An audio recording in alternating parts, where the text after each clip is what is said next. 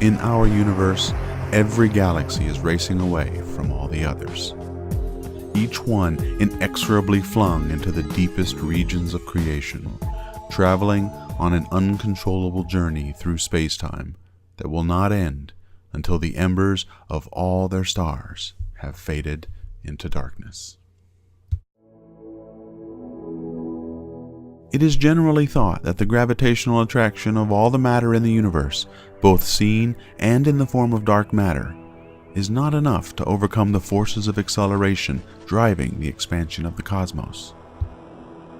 This means that the future of creation is intricately connected to the second law of thermodynamics. The decay of the universe has begun. If we accept the implications of the current observations of universal expansion, then the future of the universe is rather bleak. The inexorable tide of inflation will ultimately land the cosmos on the shores of desolation and heat death.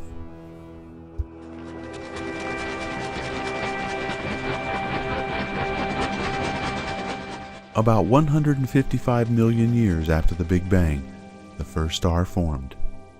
And ever since, stars have forged from coalescing gas, where the pressure of gravity ignited the star's fusion engine. This epoch in the lifetime of our universe is dominated by the processes that cause the stars to shine.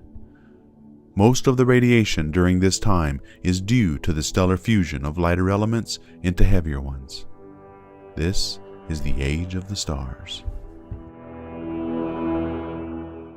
We currently reside during this period in our universe's history, and it is known as the Stelliferous Era. Of all the stars in the universe, only 20% of them are the size of our sun and larger. This includes blue giants, red giants, and all the main sequence stars like the sun. The remaining 80% belong to very low-mass stars.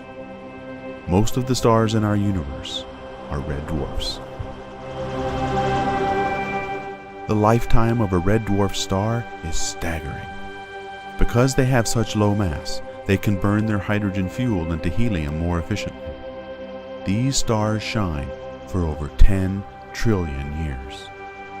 Since the higher mass stars live nowhere near this long, they will disappear first. Some as supernovae, and others, like our sun, as planetary nebula. Long after they are gone, all that remains will be red dwarfs, white dwarfs, brown dwarfs, neutron stars, and black holes. Also during the Stelliferous Era, almost 100 trillion years from now, all galaxies in our local group will have redshifted so far that even gamma rays will have wavelengths longer than the observable universe. The galaxies will have disappeared.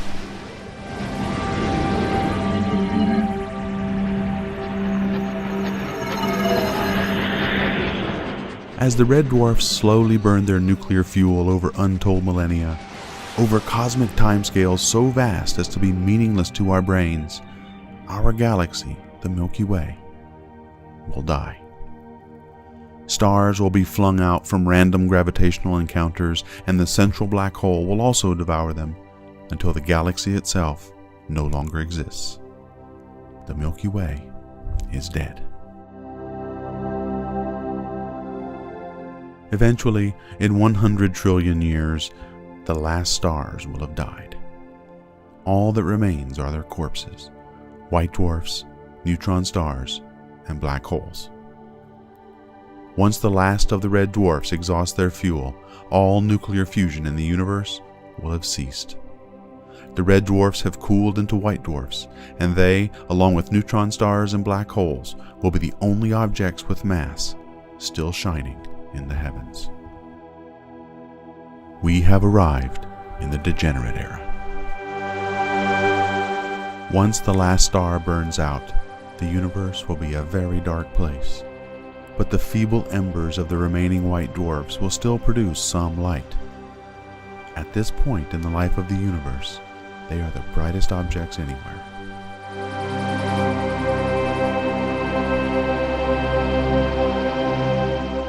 After the embers of the white dwarfs, brown dwarfs, and neutron stars have faded, some 10 to the 40 years hence, and all protons and neutrons have decayed into positrons and neutrinos, black holes will dominate the universe.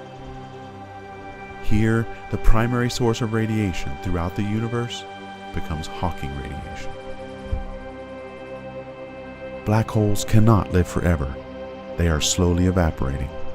Small fluctuations in space-time cause particle-antiparticle pairs to appear close to the event horizon of a black hole. Due to the strong gravity so close to the black hole, one of the pair is captured while the other escapes into space. This feeble signal will be the only source of warmth throughout the cosmos. The universe is colder and darker than it has ever been. The average temperature is only 5 Kelvin.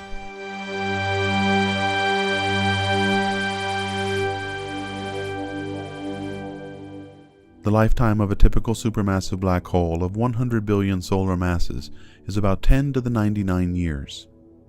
At this point in the lifetime of the universe, all that remains is diffuse matter. All activity in the cosmos has all but stopped and is in an extremely low energy state. What happens here during this so-called dark era is unclear. The universe may stay in this state forever, this heat death signaling all that remains of a once active and vibrant universe.